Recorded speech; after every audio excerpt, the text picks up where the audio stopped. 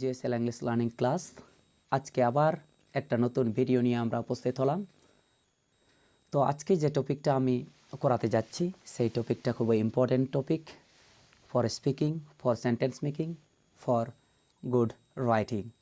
তো সুন্দর হাতের লেখা, সুন্দর বলার জন্য এবং সেন্টেন্সটাকে আরও মাধুর্য করার জন্য আজকে আরও নিয়ে এলাম একটা নতুন ভিডিও নিয়ে।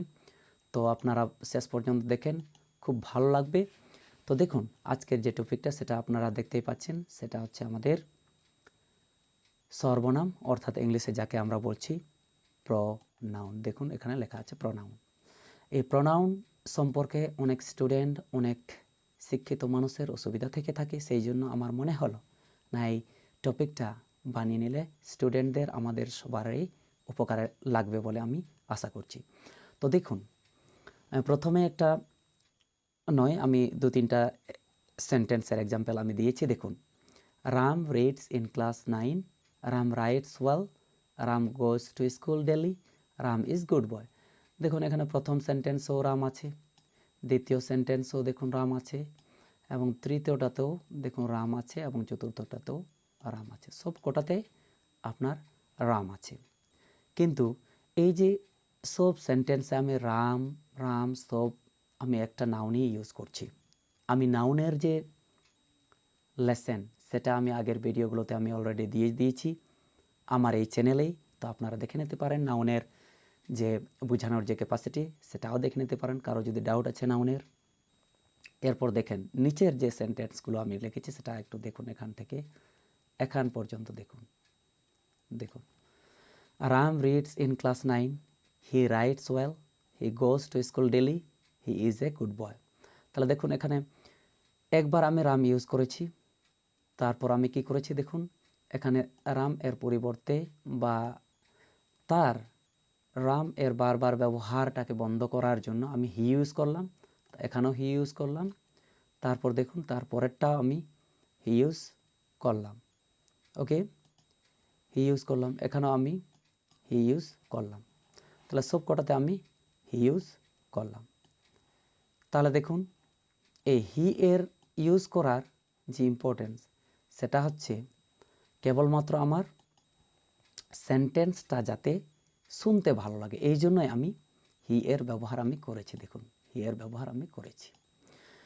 এইরকমভাবে আমাদের অনেক এক্সাম্পল আছে। দেখুন হি এর মতো যেমন হচ্ছে দে, আই, ইউ, হি, সি, ইট। দেখুন এখান পর্যন্ত যতগুলো এক্সাম্পল আমি দিয়েছি, এখান থেকে এখান পর্যন্ত যতগুলো এক্সাম্পল দিয়েছি সব কিন্তু আমাদের প্রনাউন। পরবর্তীকালে আরও অনেক এক্সাম্পল আমি দেব। সেই এক্সাম্পলগুলো পরপর তাদের মানেগুলো আমরা জানবো, এক্সাম্পলগুলো পাই টু পাই আমরা জানবো। সমস্ত ধরনের এক্সাম্পলগুলো আমি দেব। যখন আমরা ভাগগুলো ডিটেলস আমরা করব সেই সময় আরও অনেক এক্সাম্পল আমি লিখে দেবো। আশা করি এদের যে বেঙ্গলি মিনিংগুলো এদের জানা আছে, তাতে করে কোনো অসুবিধা নেই। এরপর ডেফিনেশন আমরা দেখি। ডেফিনেশনটা দেখুন যে the word which stops the repetition, এই ওয়ার্ডটা আমাদেরকে লক্ষ্য করতে হবে, of noun in a sentence that is called pronoun.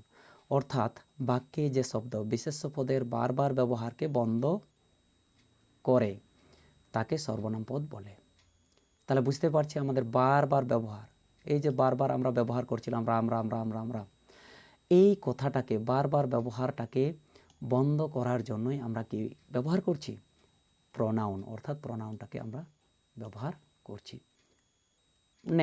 আমরা নেক্সটটাতে কি দেখব, আরেকটা আমরা নাউনের ডেফিনেশনটাকে দেখব। দেখুন যে the word which is placed instead of noun that is called pronoun. এখানে আরেকটা বুকিস বইয়ে আমরা দেখতে পাবো এই সংজ্ঞাটা। তাই আমাদের এটাও জেনে রাখতে হবে যে বইয়েরটাও জানতে হবে, আর আমি যেটা দিয়েছি সেটাও আমাদেরকে জানতে হবে। বাংলাটা কি লিখেছি দেখুন, অর্থাৎ বিশেষ্য পদের পরিবর্তে যে শব্দ ব্যবহার করা হয় তাকে সর্বনাম পদ বলে। ঠিক আছে, আদলা বাদলা যেটাকে বলা হচ্ছে, কিন্তু আদলা বাদলা কিছু নয়, আমাদের রিপিটেশনটাকে বন্ধ করার জন্য আমরা বিশেষভাবে প্রনাউনটাকে ব্যবহার করছি। অর্থাৎ কার রিপিটেশন, নাউনের রিপিটেশনটাকে বন্ধ করার জন্য। দেখুন ডিভিশনটা কি দিয়েছি, এখানে কিন্তু 9 হবে আমাদের। এখানে কি হবে, আমাদের ভাগ আছে আমাদের কটা, ভাগ আছে আমাদের 9টা, এটা হবে 9, এটা হবে 9। তাহলে দেখুন 1 নাম্বার যে ভাগটা সেটা হচ্ছে আমাদের পার্সোনাল প্রোনাউন। ঠিক আছে, 1 নম্বর ভাগটা হচ্ছে আমাদের পার্সোনাল প্রোনাউন, অর্থাৎ ব্যক্তিবাচক বিশেষ্য। দেখুন এখানে বাংলা মানেটা লিখে দিচ্ছি। ডেমনস্ট্রেটিভ প্রোনাউন নির্দেশবাচক সর্বনাম পদ। তারপর ইনডেফিনাইট প্রোনাউন অনির্দিষ্টবাচক সর্বনাম পদ। তারপর হচ্ছে ইন্টারোগেটিভ প্রোনাউন প্রশ্নবাচক সর্বনাম। তারপরেরটা হচ্ছে আপনার পজেসিভ প্রোনাউন অর্থাৎ অধিকারবাচক সর্বনাম পদ। তারপর হচ্ছে রিলেটিভ প্রোনাউন সম্বন্ধবাচক। তারপরেরটা দেখুন 7 নম্বর ভাগ রেসিপ্রোকাল প্রোনাউন বা পারস্পরিক সর্বনাম পদ। তারপর হচ্ছে রিফ্লেক্সিভ প্রোনাউন নিজবাচক সর্বনাম পদ। তারপর হচ্ছে ইমফ্যাটিক প্রোনাউন আত্মবাচক সর্বনাম পদ। দেখুন সব বাংলা মানেগুলো আমি লিখে দিয়েছি, এইগুলো আপনি লিখে নিতে পারেন, স্ক্রিনশট নিতে পারেন, সুন্দর করে আপনি কি করে নিতে পারেন, পড়ে নিতে পারেন।